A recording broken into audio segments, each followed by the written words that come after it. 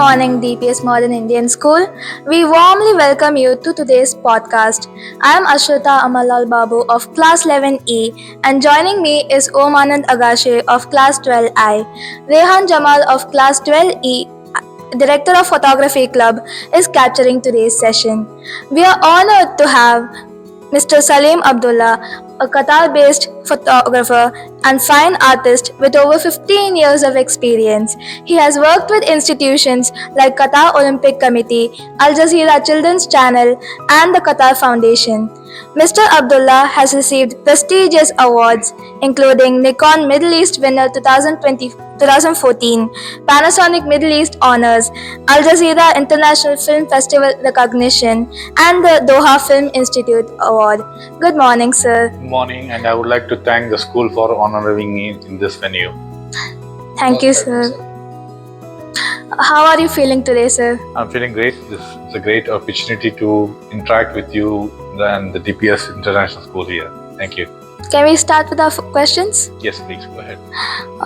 What first drew you to photography, and how has your artistic background shaped your style? Actually, since the age of 5 or 6, I was into more of a painting. But as I grew more old, I became more interested into painting as a serious passion for. When I used to paint, I used to feel that some elements in the paintings were missing, and that I could not figure it out unless if I go and capture those somewhere outside. So my guru at that time, he inspired me to take up photography, a camera, go out, capture what you like, and incorporate the same thing into the artworks. So that way I could recompose, also create a three-dimensional feel for the image.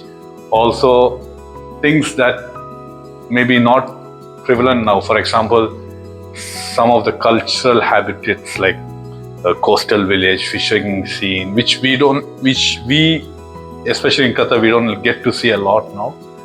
We can recreate through painting, because in paintings, the imagination is vast. Thank you, sir. Sir, from freelancing for various institutions to becoming a full-time professional yourself, what would you say was the turning point in your career where you felt that you must start something of your own instead of working for someone?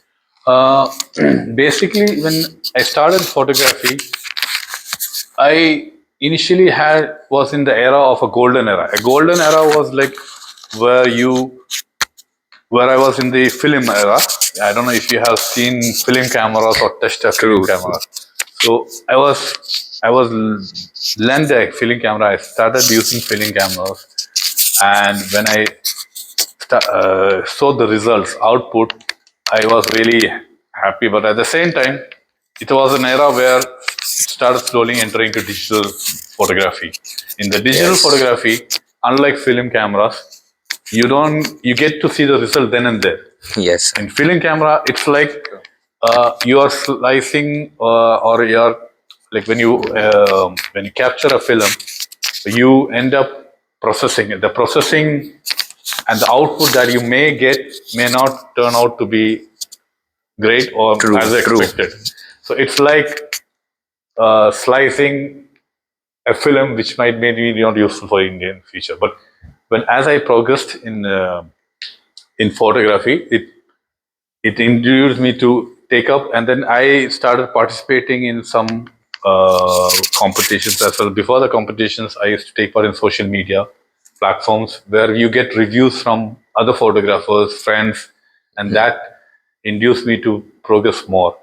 And as I progressed, I also started participating in awards, institutions, and where they recognize my talent.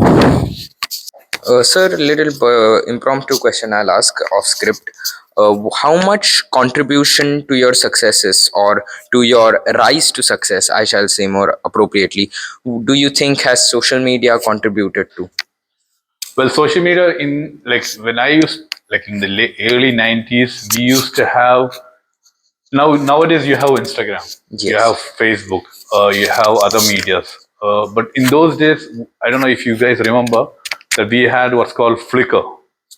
I Like do. Flickr, we used to we post the images and we get all the data of the image, like what is called EXIF data in photography. Yes. So that help you to understand how a photographer captured that image in under what circumstances.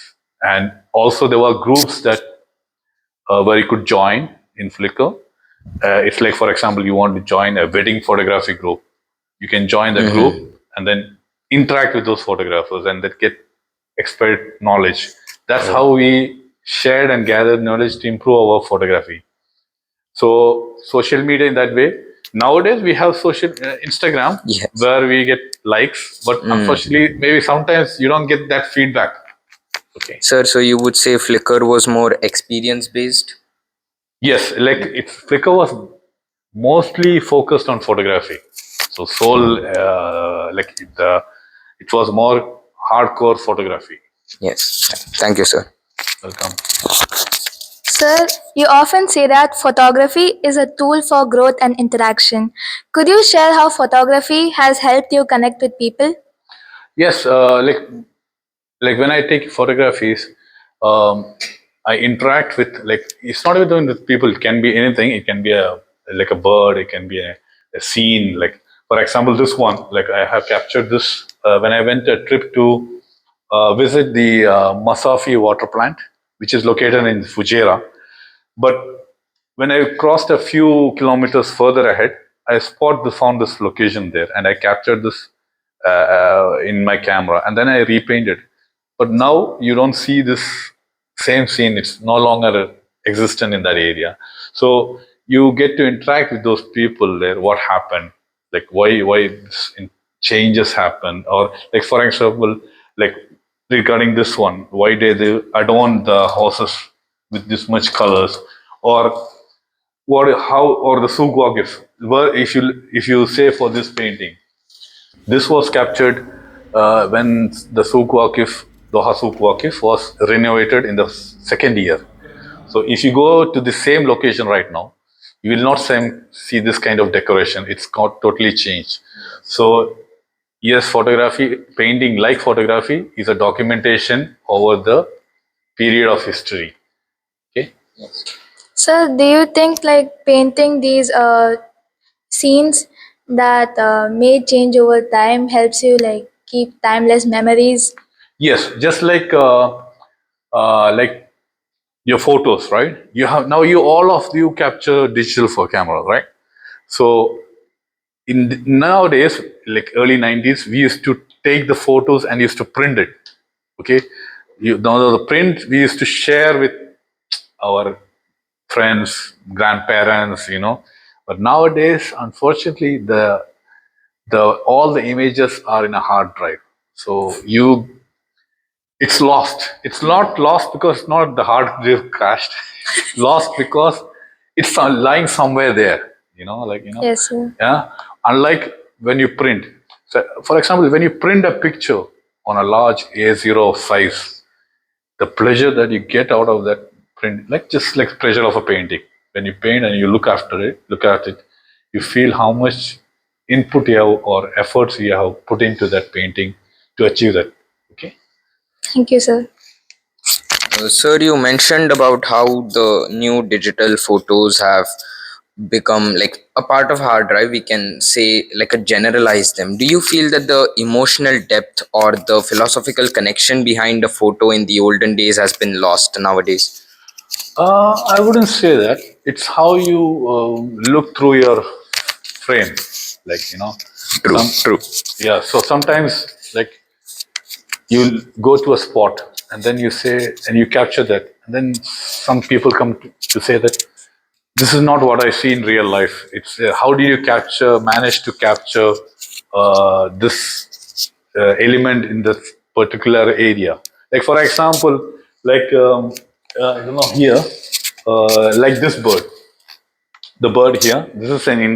This is actually an Indian roller, okay, but it's the size of my hand.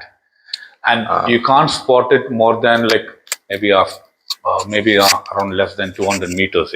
Wow. So this one, if you don't believe, we found it in Qatar also, but its version is called European roller. So when you capture these things and bring to the public start realizing that there are some things in elements in the society or in the environment that it's not visible to common man. True. Sir, many of your works are inspired by Qatar's landscape, the Souq Waqif, for example. How do you balance capturing local heritage and traditions while balancing modern perspectives?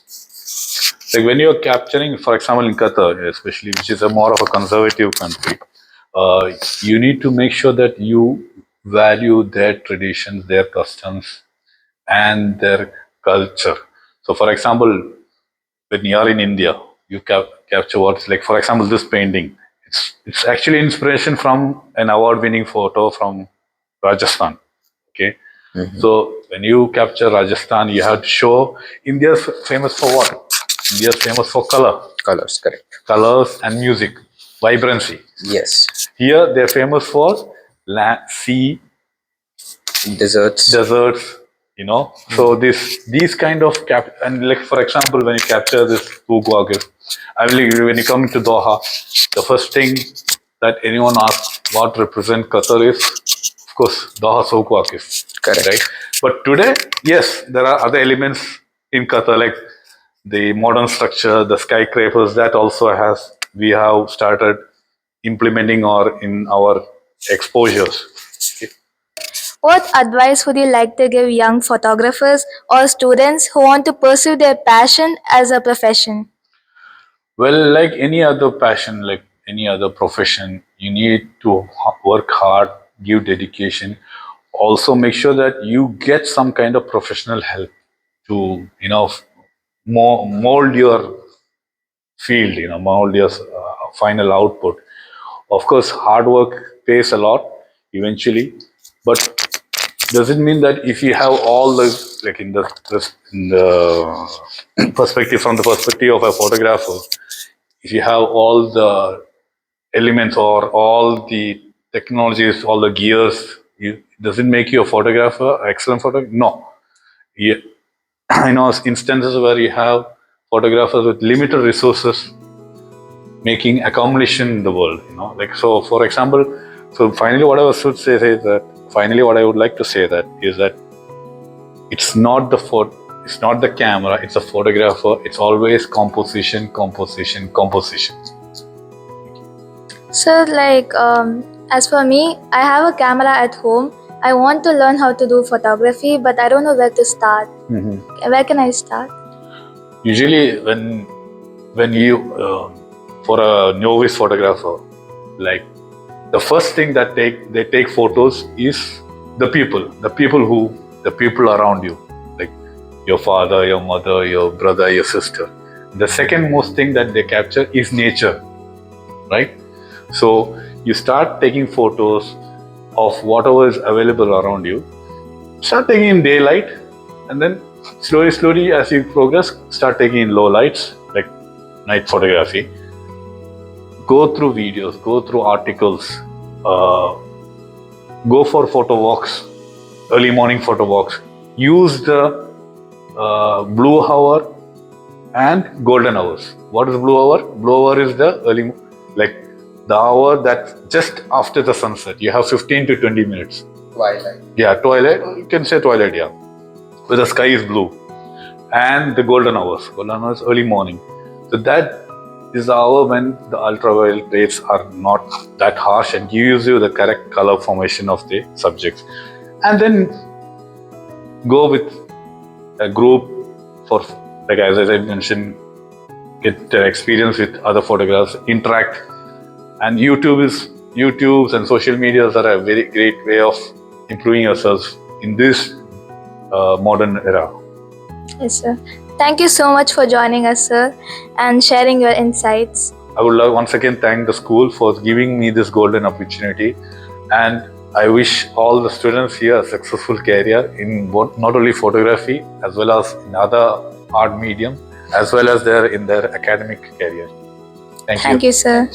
That wraps our podcast. Let's gather for a group photo to remember this special occasion.